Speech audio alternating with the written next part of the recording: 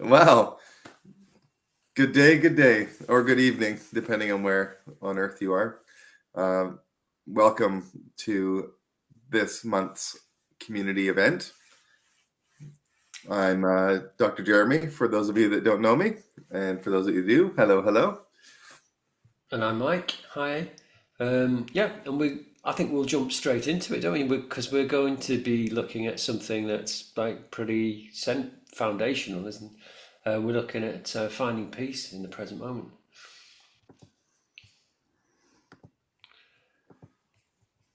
And I guess like one of the big problems that a lot of people are dealing with would be, that first. Maybe we go. Should we jump straight in, looking at like the problem is what time poverty is a big deal, I think, especially as we're more and more tuning ourselves to the rhythm of algorithms and AI and computerized systems that don't need to rest. I think a lot of people might, I think it's a common feeling to be like working really, really hard and feeling like you're not really getting anywhere as well. Um, Jeremy, what do you think? Well, the sensation of the wheels spinning, so to speak, and where you feel like you're going and going and not actually getting any traction of wherever you're trying to go. And there's all these different feelings that can arrive that like frustration or anger or anxiety, or sometimes like a kind of hopelessness or a depression as well. And so a lot of that, it's that stress that comes in, which can come in from the social circles we might be in, or that can come in from the economic environment or the country we're in, or there's all these different causes sort of on the exterior, and ultimately that then how we interact with that, those sets of conditions inside, how we interact with those exterior circumstances, well then that's where that interaction where the stress can really come from, and the perspective on things can make things worse and can make things better. um I mean, as you know, like in our, we have a consumer society, right? So, oh, economy's down. Okay, everybody, spend, spend, spend, because we got to keep the economy stimulated to pay taxes and to, for all this, be productive so that that money can then flow back into for social programs or whatever that is, and also into the keeping the corporations up and happy too. Which I mean, it's this cycle that sometimes can really feel like that's why the hamster, the hamster in the wheel just keeps running and running. It's actually not really going anywhere. And so sometimes we'll have moments where we really experience that in different ways. It can be really quite stressful. And and you got that feeling, like just that feeling of like whatever you do, it's not enough. You're on this, like you're saying, this treadmill, this hamster wheel. There's a feeling of spinning out as well, and we're sort of over egging it a little bit.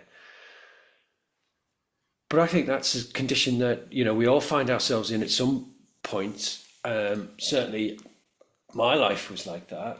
Um, and it can still be like that sometimes. And people sometimes you do. You might be looking after kids, or you're looking after grandchildren, or you've got a career and a relationship, and you might be looking after somebody who's not well, and it's all eating into your time. And so we can get this feeling of like, if I can just get through this, I'll get to this place. Just get through this, I'll get to a place where I can rest. I'll just get through this, I'll get to a place where I'm peaceful. But one of the core truths we want to really talk about is that when you do get to that place of peacefulness, it's still you. It's not this perfected sense of you. It's not that you've got to work something out particularly. It's not that you have to add something to yourself. It's not that you've got to be better or good. You'll still be you with all of your kind of foibles and life situations and hang-ups, and it's not that you become this perfected kind of. Sometimes I used to think it would be something like, I'd be like very saintly and very calm, and I'd never lose my temper, and I'd somehow be this idea I've got of what it means to be peaceful. But actually, it's just kind of a sinking in to the present moment, a being here now with all the rushing and everything that's going on, and not you're not actually trying to get to this place where you'll be peaceful. You're just you bring that peacefulness with you wherever you go, and sometimes you lose sight of it, sometimes it's stronger than other times, but it's always hovering around. That's how I find it to be these days. It's never that far away.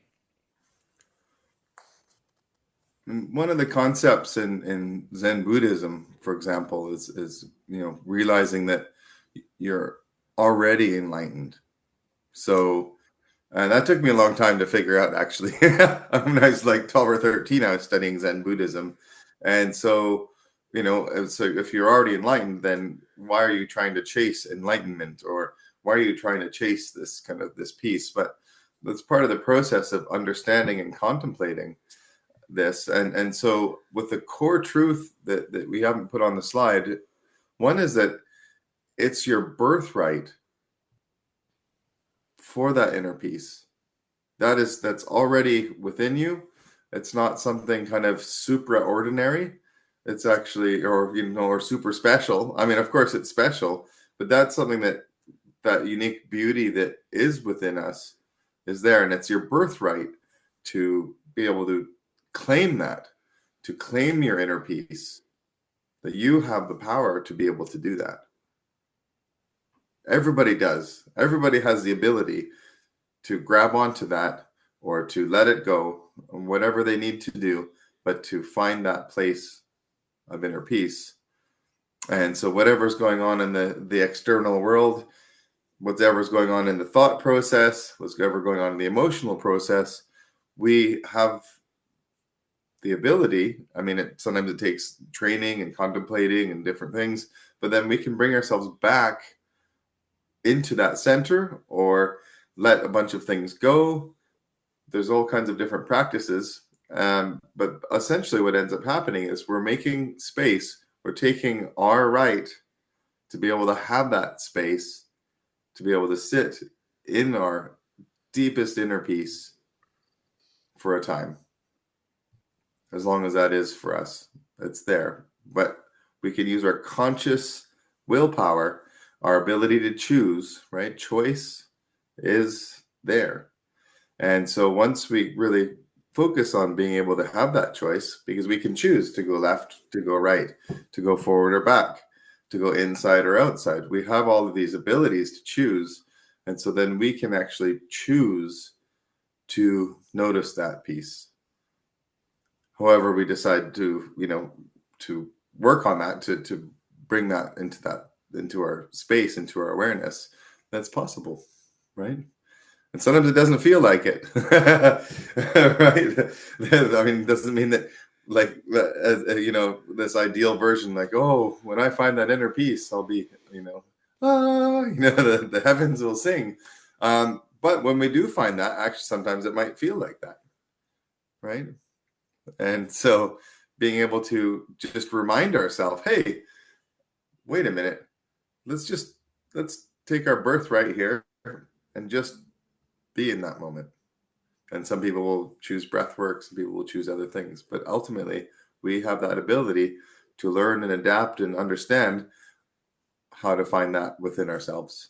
Because it's already there. It's just often hidden by layers of the panic of the world, so to speak.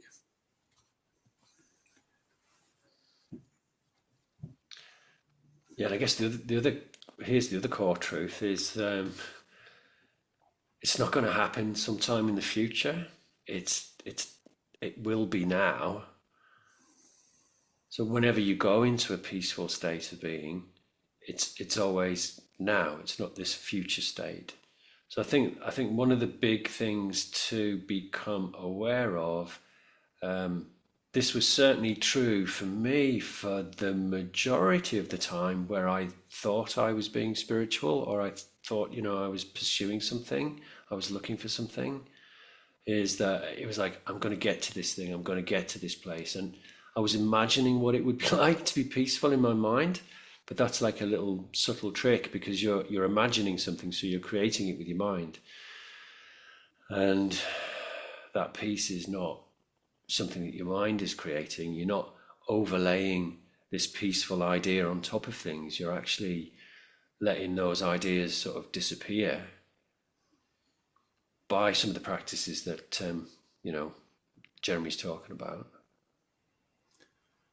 And then Yeah, you find there's yourself in this. It's now. It's always now, and that's where the peace is. The peace is now. We're not waiting for it. It's now. I was wondering, maybe just for the moment, let's just have a moment of just being here. Is that okay? Mm. Okay. So just for the moment, make yourself as comfortable as you can be. Notice your breathing. Your eyes open or closed if you like, whatever's comfortable for you. And just for now, 1 minute of being here in meditation.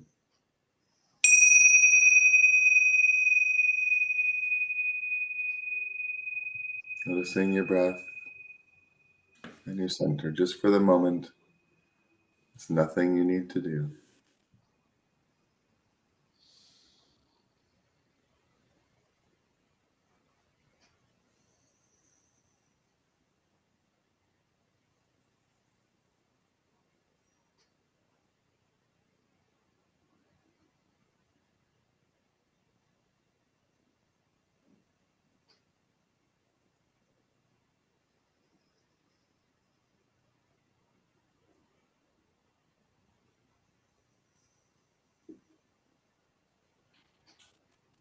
Noticing whatever it is you need to be here. Breath, your body,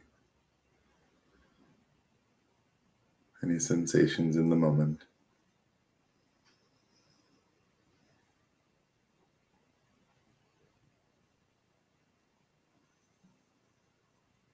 Going a little bit deeper to the center. Really breathe into that, making space.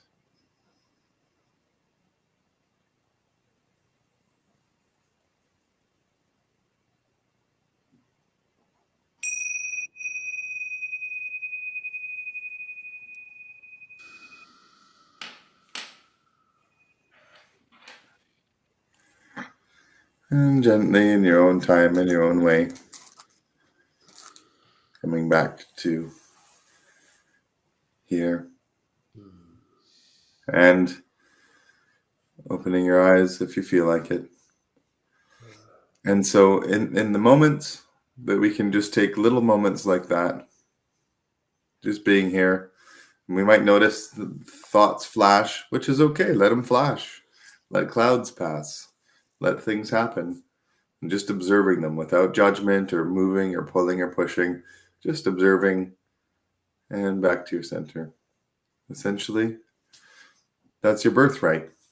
And over time, that can then increase in depth and awareness of that space, of that inner peace that is part of your central soul, your core being. Right. And yeah, and there's a kind of a strange or unusual thing that's happening now, is that because we're sort of shifting, we're shifting ages, we're sort of moving into a different period of evolution for humanity. There's certainly something that seems apparent to me anyway, is that being this resonating with you, this making sense, or being attracted to this kind of message is something that's happening to more and more and more people.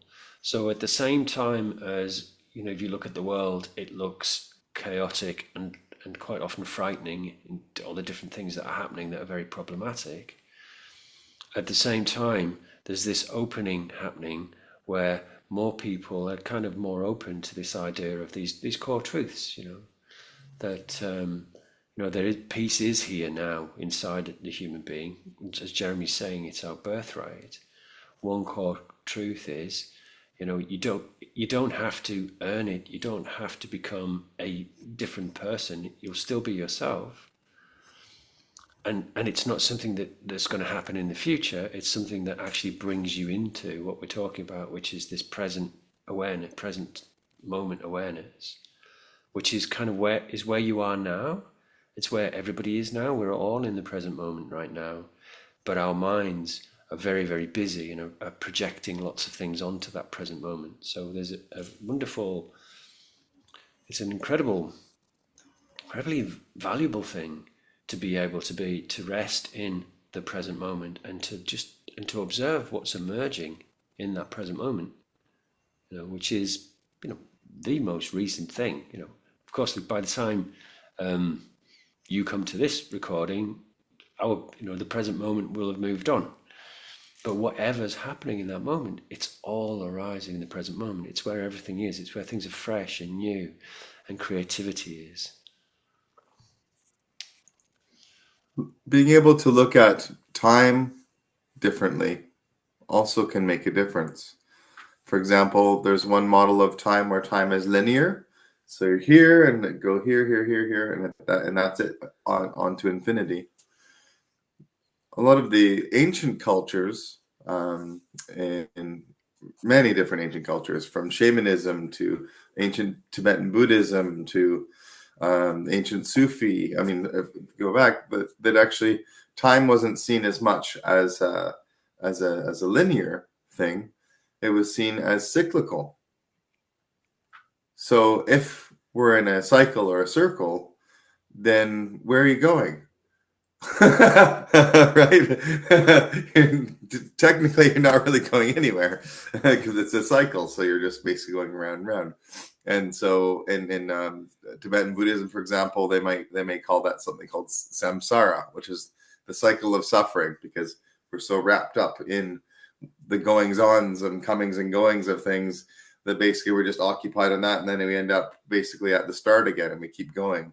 So being able to find that place of awareness and inner peace, and making contact with our super consciousness or with our higher consciousness, using different words for the same thing, or our soul, our spirit.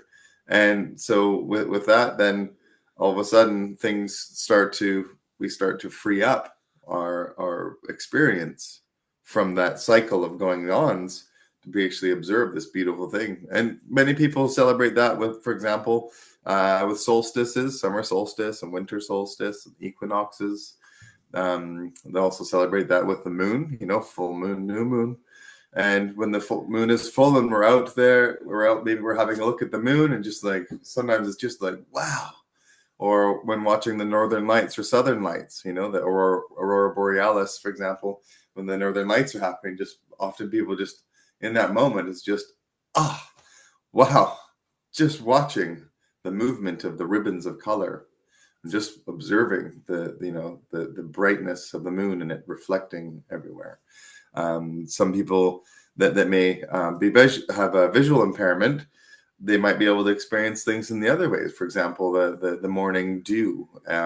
There's so many things. So ultimately, that's bringing us out of that cycle of samsara, that cycle of suffering, because we're becoming more aware of the parts deeper within us, the part that's not part of that hamster wheel, so to speak.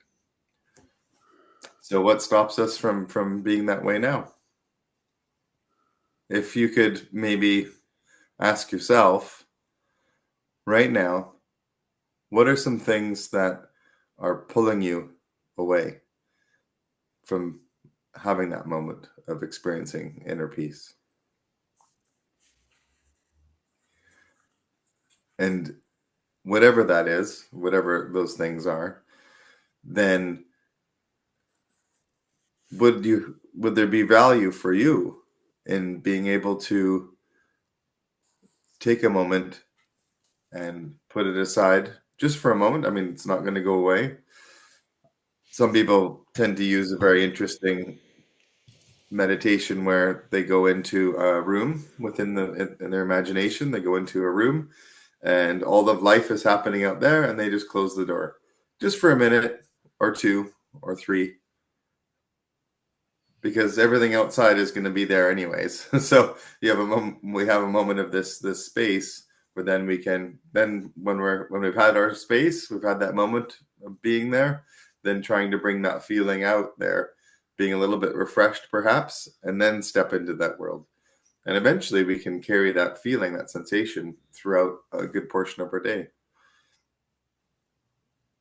And so, Mike, I was wondering what for you sometimes what stops you from being in the moment, from finding from that place of peace.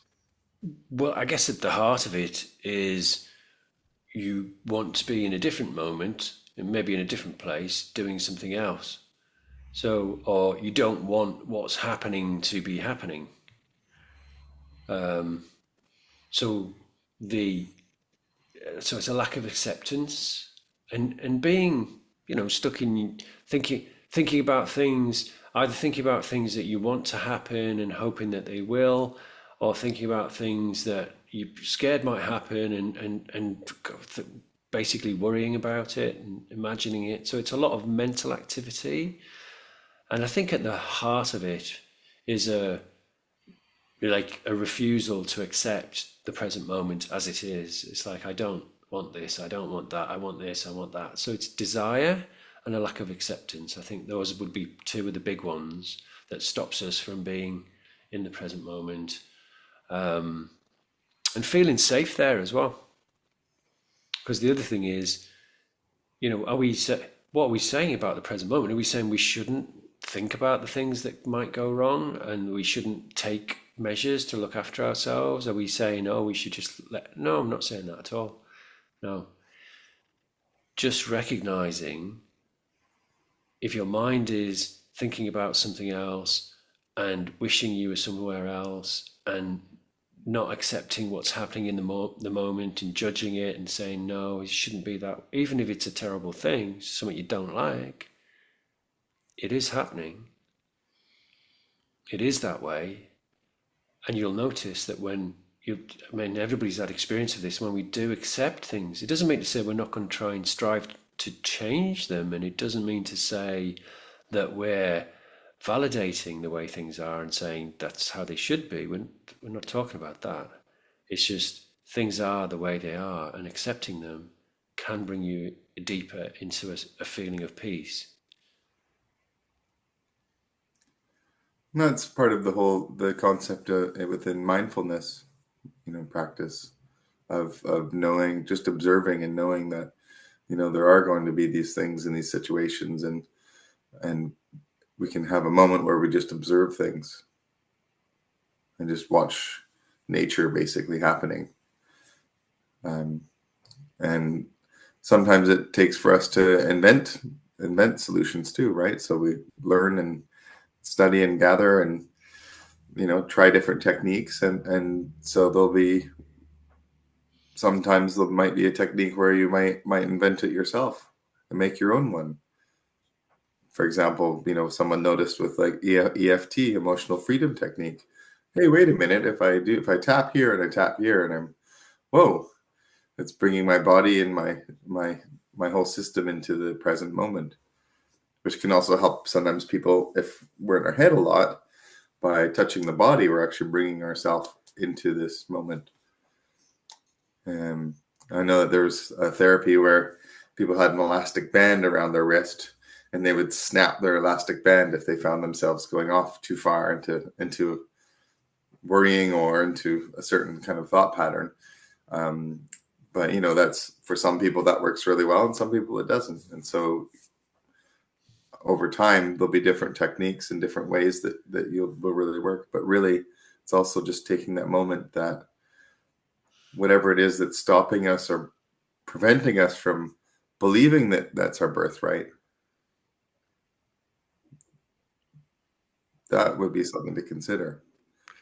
I never liked that one with the elastic band because I was just coming out of the present moment so much. I was just going bang, bang, bang. It was so painful. I just didn't like Yeah, it. yeah, It no, with started to feel blisters. it felt a little bit kind of odd. I didn't really like that one, to be honest. Yeah, No. yeah, and I mean, in Zen Buddhism and some of the monasteries, and actually some also in some Christian practices, some branches of Christianity, where basically by you know utilizing things like pain to be in the moment, and everybody has their own philosophy. I'm not saying yes or no to it, but just understand that self-harm, to be aware that self-harm is not necessarily really a great step for in my own personal experience anyways. And so I mean, but basically feeling, I remember once helping some people out in the woods. There was some we had a I was helping friends that had a contract to clean a bunch of trees along the side of the road, and this one very senior fellow who'd been working in the woods most of his life, and it was a particularly cold day where so cold that even with good boots and shoes, you could still feel the cold kind of gnawing at the toes. And so somebody said, "Oh, my feet are cold," and this senior woodsman was like, "Yes, yes, that's how I know I'm alive. My toes are hurting and my body's sweating. I know that I'm alive." And the amount of joy that in that kind of climate, in that condition, the amount of joy that was bubbling with this fellow, because the sensations of the cold and the weather helped him know that he's here and he's alive. And so in that case, it was bringing him into the moment, right? And so some people might need to have that experience, feel the cold air on their face, or some people prefer the sun. But really, ultimately, it's wherever we are. Anytime can be a good time for us to just notice the present moment, whatever we're if we're driving, for example.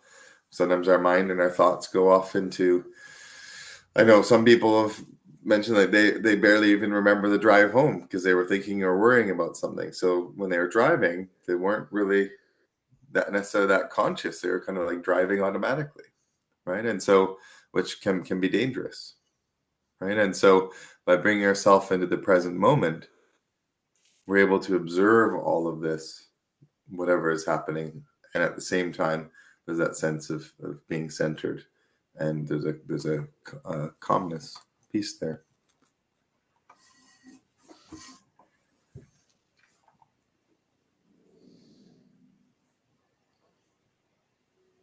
So does sometimes when people sit down or they take that moment for themselves, they'll start to hear a lot of things happening within their brain.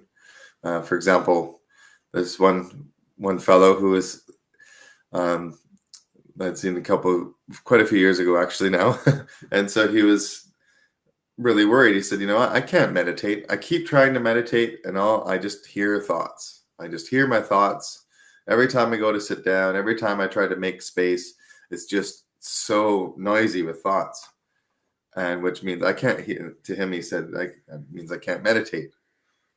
So okay, well, there's different stages of meditation, and so if you are hearing thoughts like that, and you're noticing your thoughts, well, that's the first stage of meditation, is actually noticing that. And then after that, we can then notice other things too. Things more deep, things more peaceful, things more light, things more heavy, depending on where we choose to bring our attention to. Yeah, and and we're putting forward the idea that our fear of being present might be one of the things that stops us from doing that. So, maybe let's unpack that a little bit more. You if your life's very busy and there's lots of busyness, lots of busyness, lots of busyness, You know, in a way, our society rewards that and says, "Oh, you're doing good. You're being busy. That's good because you're not lazy."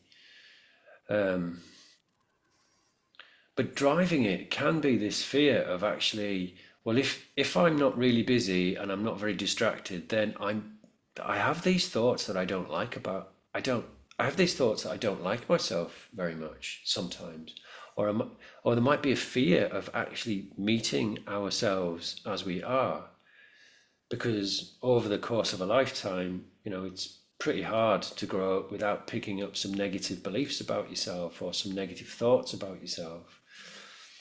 And so that can be there as well.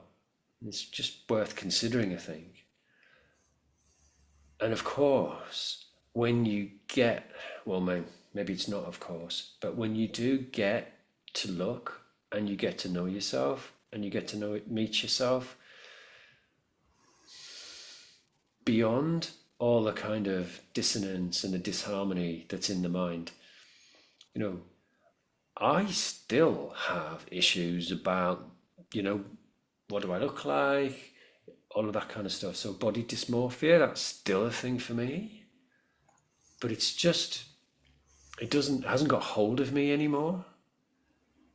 And that's happened through these practices of being more present and looking at the ideas and testing them for, do they really hold up in the eyes of compassion? Because we're talking about compassion and kindness and forgiveness all the time.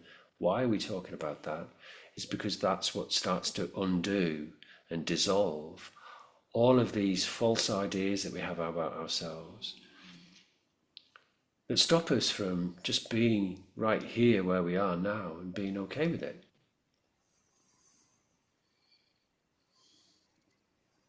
And there's the flip side to it as well, isn't it? We go to the next slide, Jeremy. There's a fear of being powerful. I believe. Again, this is my opinion. Jeremy will be talking about this as well. And like we've been taught as we've been growing up, is like somebody else, somebody wiser, somebody cleverer than us, somebody with more authority has got the answers, and we should defer to them. And actually, when you grow up and you mature and you continue in a career, at one point, you find yourself, you're the one in the sort of position of power, and you realize you don't know what you're doing. So you assume somebody somewhere else has got it, but nobody's got it. Nobody has. There's a point where you do realize that we're all making it up as we go along. And the thing is, we are powerful because we're part of that creative force that everything's coming out of. And I was just looking at the plants in the kitchen and the plants out on the march today and just going, this something is generating all of this incredible diversity, and that whatever that thing is, or that no thing, or whatever it is, it's very powerful. And of course, we're part of it. We there's this thing where as you grow up, you start to, when you're a kid, you feel really in the world. When you're about 10, you're in the world. You're very much a part of it. You're very fascinated by it. Your imagination is wide open. It's very, very creative. It's vast. It's vivid. And you feel like you're part of things. And then gradually, as we become adults, we start to feel like somehow we're separate from the world, and humanity as a whole has separated itself from the world.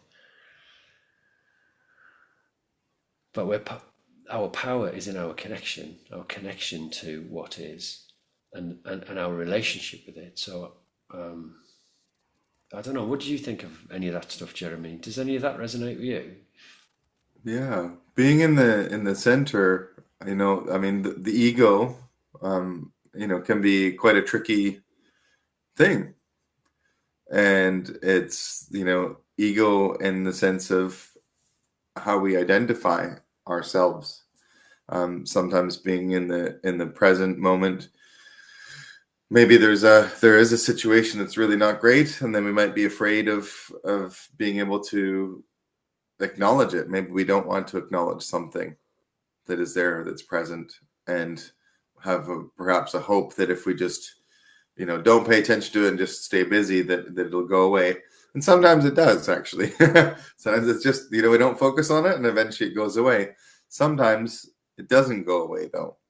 And then that can sometimes lead to a, a person really kind of really getting into almost even working till exhaustion because they're running away from something that might be a reality. And one of those points can be where we might be afraid of actually having some power, knowing that we can do that, especially because there's been a lot of dialogue within media and public spaces, that's has been not empowering. Oh, well, this, there's a around the world, this bad thing's happening. Well, there's nothing I can do about it, right? So, and in politics, that's the whole idea of being able to vote and vote someone. Well, it doesn't matter who I vote for. This is still going to happen, and so that's kind of that's um, not empowering, right? And so sometimes we may have those programs of that not being empowered within.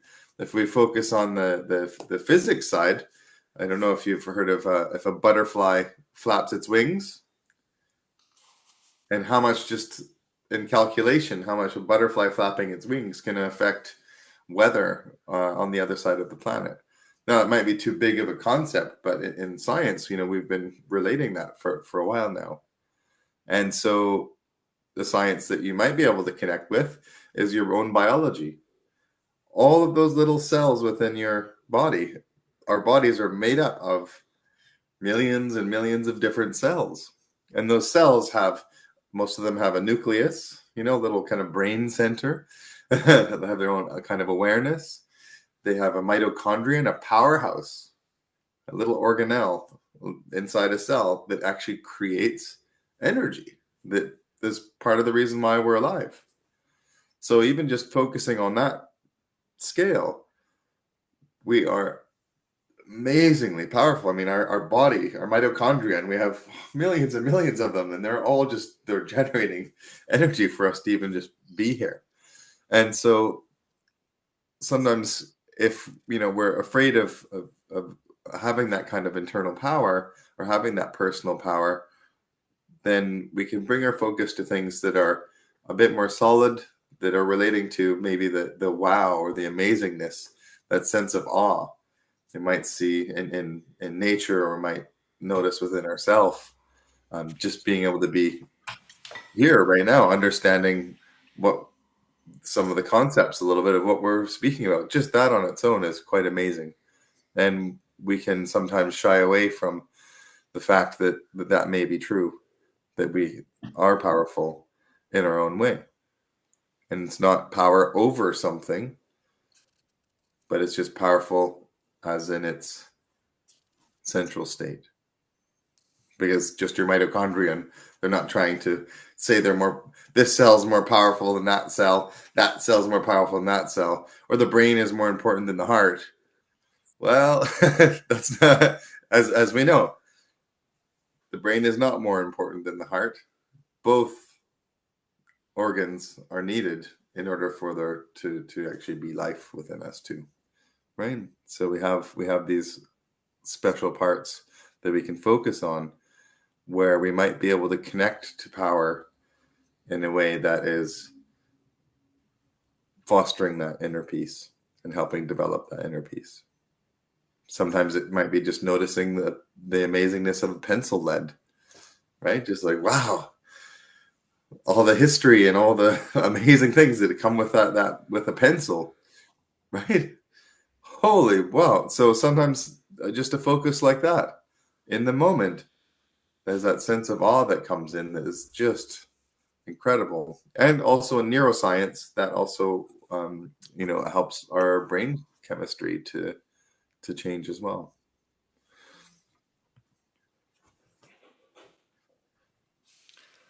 Okay, so bridging. What do we mean by bridging? So, you know, what have we done? We've looked at the ideas of time scarcity and the kind of stress that it's not a nice way to live when when you're time poor all the time. And we've looked at some of the reasons why that's what causes that. We've had a little chat about that. So, but I guess the thing that's really interesting is, well, if and everybody's like that sometimes. Sometimes we feel very much in the moment. Sometimes we have those. It just kind of happens. Maybe if you're a runner, for people who are really into sport, it can happen for you then. Or if you're into creative things, you'll be creating something, or you're just fascinated by something, you're studying it, you'll find yourself in that timeless state, which is called, often also referred to as flow. So if we're on the wrong side of that bridge, wrong side, how do we get across? What are things that can help us? So we've got a few things that we want to just have a look at. Do you want to move on to the next one, Jeremy? Yeah. And also in bridging in the neuroscience way, we're building a bridge from our with our conscious mind. We're building a bridge to connections of places that within ourselves where the inner peace resides.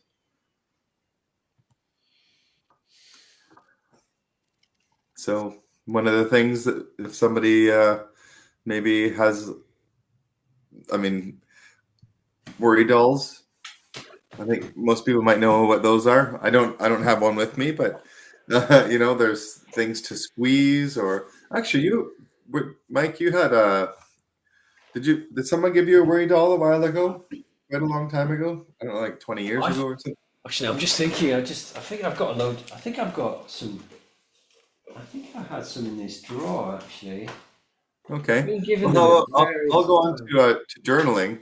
So being able to write your thoughts down, one reason why that can help us be in the present, there's a few reasons why, but if you imagine all this electricity that's up in your brain, that's going around and around, you're trying to sit there and be in the moment, and it's just overwhelming, too much thoughts, too many worries about everything, then one way is to actually to bring it in so you can actually write them down on a piece of paper. It helps you to be able to express them. And a long time ago, there's a there's a concept of just letting it go, and so it was actually where imagining thoughts a bit kind of like wind or gas, so which we would burp and burp it out and let it go. Or pass wind the other way. But in the similar way, if the brain has all this stuff going on, one way of helping it be expressed, is through journaling or writing. Also, on a more bioelectric kind of level, you're taking electricity that's in your brain and it's flowing down your arms, down your hands, onto the paper. So it's like a grounding rod. For example, homes that in places where there's a lot of electricity or lightning, they'll often have a rod on their house that actually the cable that connects all the way deep into the earth, so it doesn't damage the house. The electricity goes all the way through the wire right into the ground. And so journaling is a way of grounding some of that electrical storm if it's happening in the brain to bring it down. Mhm. And there's other reasons why behind that, but that's part of why journaling can be great, as just like letting a burp go, letting whatever that electricity is have a route to go, so that it's not bouncing around in there, because that creates a kind of chaos or like static electricity. So being able to give a chance for that to move wherever it needs to move to.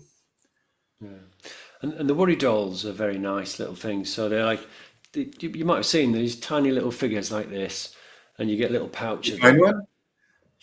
I couldn't find them. There's somewhere. Oh, I yeah. think I've got some somewhere in my desk. But if I go rooting through all my desk drawers, it's going to be quite. It's just going to be a bit annoying for Yeah. everybody. So, like, you imagine it's a tiny little person like this, and you've probably seen them. I was a student. I had a friend who was working in a hippie shop, and she gave me them the first time. And I was like, "Oh, what a stupid! What's that?" Oh. And actually, what I found was, what you do is you tell the worries, like each little worry, you tell it to the doll, and you sort of put it under your pillow at night. And what you're doing is you're acknowledging something that you're worried about. So you're giving it attention, and you've acknowledged it. Because if we try and push our worries away, you'll have noticed there's no where you can't push them anywhere. You can't get rid of them because there's nowhere to hide things in your own mind. So by talking to the doll, you're acknowledging it. And the other thing that you're doing as well is you're tapping into your subconscious mind's ability to work things out while you're sleeping. So if you're worried about, I don't know, I'm worried about what's going to happen to Auntie May, you put the doll under the pillow at night, and then your subconscious might start to generate ideas, well, ways that you might be able to help Auntie May, or things that could help her. And so worry dolls are a really nice way of acknowledging, we were talking about accepting what's happening now. We have to acknowledge it in order to accept it. And the journaling, as you were saying, Jeremy, similar thing, because we're giving attention to those thoughts, but it doesn't mean to say we have to keep on dwelling on them. Now we've got them recorded somewhere. Sometimes just writing things down helps you to process them. There's a practice. I mean, there's many different techniques, many different practices, which we won't cover them all here. But there's a practice that was considered to be basically giving your worries to the cosmos. Right? I'm really, really worried about this. Okay, great. And then they giving it up to the universe or to God or Christ or the cosmos or Krishna. This, but it's a similar action of being able to give your worries in a to somewhere, so you're allowing for them to move in that moment. It brings space. There's other metaphysical things that would happen within that as well. But finding a practice that works for you, trying, learning, experimenting, and then when you try it, there might be once when you do it and they're, wow, actually that is really interesting because I feel so much better. Right? It's because we don't really know what's going to work for you. We can hopefully give you ideas and hopefully empower you and inspire you to do it. So this is like a call to action. If you find yourself worrying, there are ways that you can bring yourself into the moment and find that inner peace, which you can then carry within your day. Yeah. And you might not find inner peace by doing that practice, but what you're doing is you're moving towards better mental health, because by acknowledging things, we can't change anything until we acknowledge it. And the worrying mechanism, there's something in it that is kind of useful, because if something needs attention in the world, in your world, then it needs attention. Yes. And the problem with worrying is the worrying itself could be the thing that we get stuck in.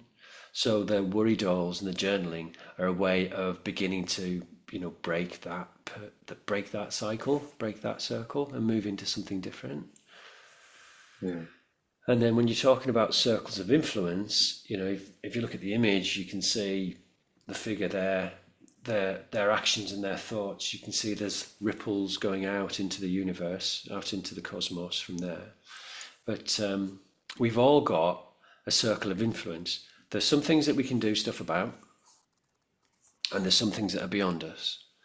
And so working with circles of influences is like looking at you might have done the journaling, you might have done the worry dolls, and then you're looking at, well, what actually can I do in order to change this situation or this circumstance?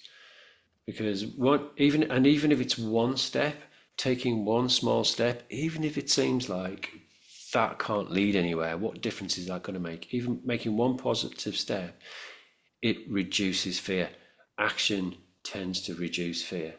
You're still afraid, but you're taking a step, and you're taking a step, and you're taking a step, and you're taking a step, and you're dealing with what's inside your circle of influence. When you're doing that,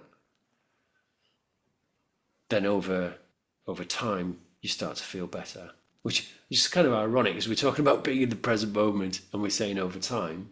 But we do have to deal with paradox when we're talking about these things, because yes, we're in the present moment, and yes, at the same time we're experiencing the sun rising and the sun setting. So we're experiencing time as well. So circles of influence is like, okay, what can I do something about, and what can't I do?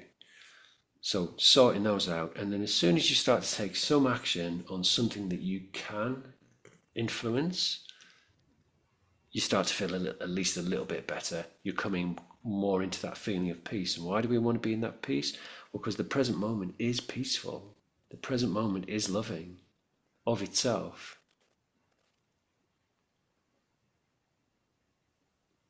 I have a question for you. Just by choosing, so if you choose to take an action or make an action, so is it not an action present moment when we're in the process of making an action? We're doing it now. So if you You pay know, if we attention to decide to look left, the action, or right, or we're doing it now. There's not anything future or back. We're actually like in action is in the moment. it is in the Is it moment. not? That's why Well, some people like to watch action movies, right? yeah, My whole life's been in martial arts and action movies. Like, wow, just like, whoa, yeah. Well, I mean, for me, the action's in the moment, but it's going to be, and this is kind of the heart of mindfulness, isn't it? Where we're going, say, I've got a glass of water down here. I could reach out for that glass of water, but I'm not really paying attention to what I'm doing. I might be thinking about something else, or so, and I might, so maybe I knock the glass of water over, which is different from I'm reaching for the glass of water, but I'm aware I'm reaching for the glass of water and I'm paying attention to it, and then I'm paying attention to the taste and the sensations and that physical attention on what we're doing now in the present moment. So you can be doing action, but your mind can be somewhere else. But coming into the present moment is like the action, and this is why people love running and sport or climbing and things like that. The action and the attention are coming together in the present moment, and that's when you get this feeling of flow. Coming home to yourself, like just being yourself. I mean, it's not some big deal. That's the other thing. It's just being yourself. Circles of influence to me also means that the people or the company or the things around us, even for example like mobile phones or cell phones or networks that we might be observing, that's a circle of influence as well. So algorithms know this, right? It's very, very crafty. If you search for something, then more of that will come up in a way that might keep us in a certain cycle. And I mean, over time, I I've worked on projects within the data world, and early on recognizing that, for example, the news and periodicals, well, not that long ago, but it seems like a long time ago, like periodicals and newspapers. Notice like, hey, if it will keep people more sort of sucked in or attached to it. If they have to keep watching, like there's violence happening here and there's this tragedy here and there's this tragedy there, and it keeps people's attention on that, which that is also a circle of influence.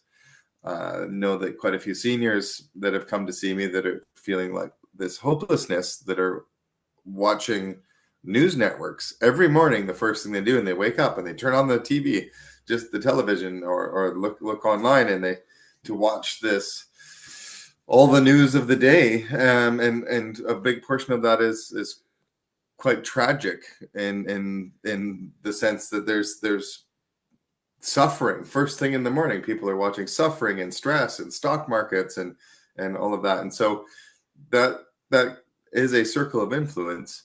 And so being aware of friends and family and networks that we might tune into, websites we might visit, content we might be consuming, because that also may perpetuate things, right? And so being aware that we have the choice that, hey, after I finish watching the news, like I know one person that falls asleep watching the BBC or listening to the BBC. And for that particular person, he feels peaceful. It helps him go to sleep like a bedtime story, and for him, that's okay. Now, if we've finished looking at something and notice that we might have more anxiety after that, or we might feel like we don't have enough. For example, some people that are looking on Instagram, for example, or Facebook, that might be, oh my God, oh, look at all these people having such a great time. And for me, I'm staying at home. I'm not traveling to all these sunny, beautiful destinations and having fun smiling with my family or whatever. And so that's like, there's things like fear of missing out and all of that sort of thing. So being aware that whatever those circles of influence are they bringing us a sense of inner peace, or is it disturbing our peace? And then we can decide, okay, maybe a little bit of that, but once I don't feel good with that, then maybe find something else. For example, there might be a radio station or a network or a feed of news feed that actually brings a nice sense, a sense of warmth or a sense of care, a sense of belonging, a sense of purpose, whatever it is we need at that time. Understand that that circle of influence will create a big influence on it. Can be very, very influential on us for what we put into our into our brain and into our body through food, through awareness, to be aware that that's going to have an effect on us. And sometimes we're not really aware until we're not aware until we are, and then realize, oh, wait a minute, you know what, when I listen to this music, I don't really feel good after I listen to that music. Or after I watch this kind of a program, I don't feel good. Or after I meet with these people, I don't feel good for some reason within that group, or something's not right. So then we can actually just for a moment make space from that and find that inner peace. And then we can decide, do we really want to continue that if we have a choice to change? So we have all these abilities that circle of influence can make a big difference. Being with a group of people that are really encouraging and loving and nourishing, some that are maybe encouraging, and so we might find that maybe we're within groups where we don't feel empowered, that we feel more stressed, we feel like we're not keeping up with whatever the trends are, and there's a lot of pressure on us for that, creating more of the stress, right?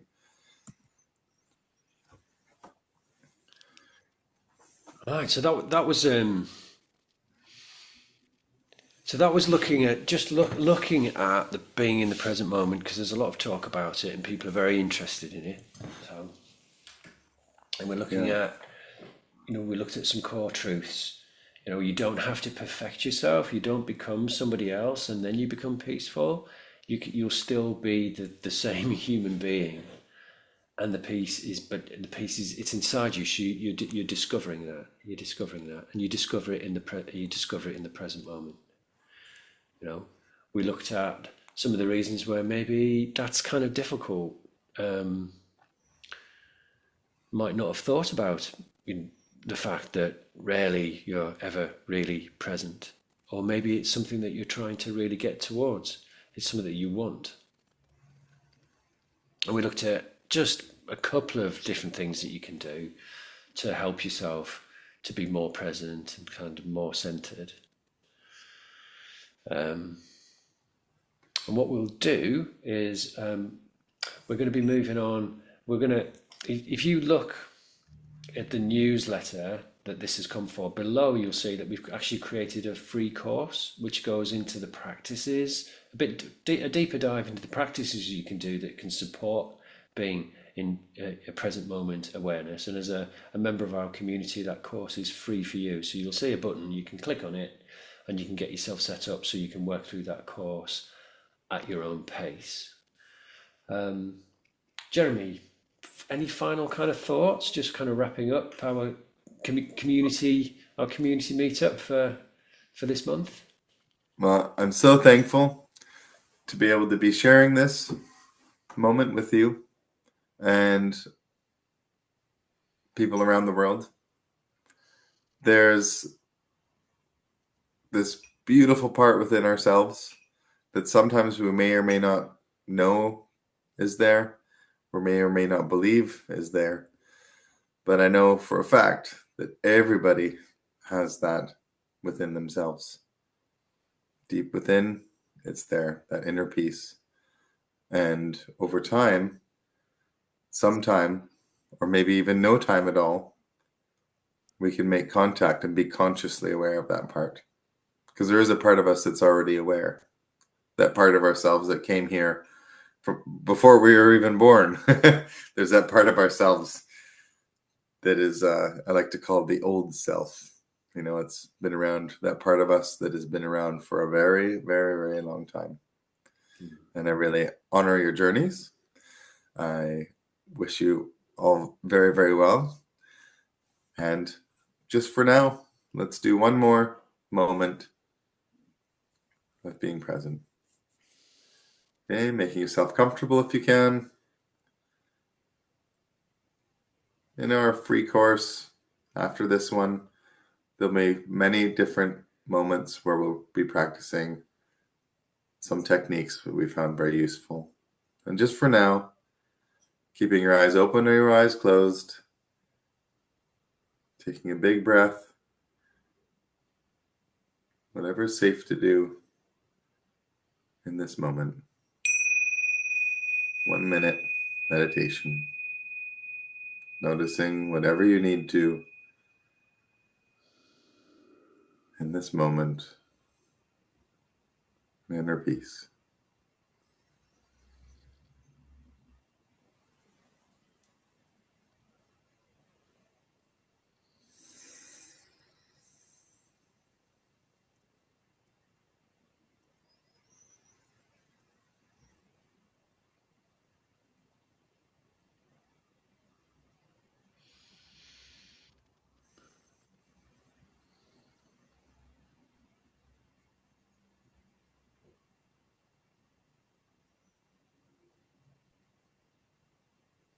Just noticing what's within, what's moving, what's not. Noticing your breath.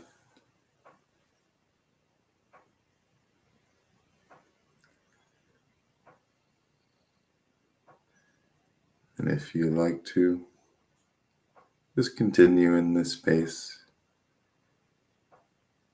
sending you care. We'll see you soon.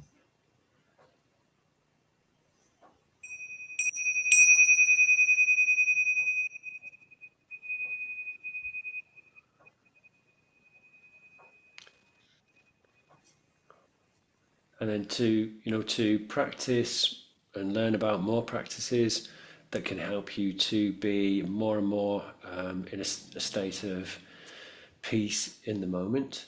Then if you just click on the link that should be in the newsletter beneath here, or just move on to part 2 if you're already on Courses for Spirit. Okay. Or Yeah, and feel free, always, if you need to, you can always reach out at Courses for Spirit. So Courses for Spirit at gmail.com, which is our main Gmail account, or coursesforspirit.ca.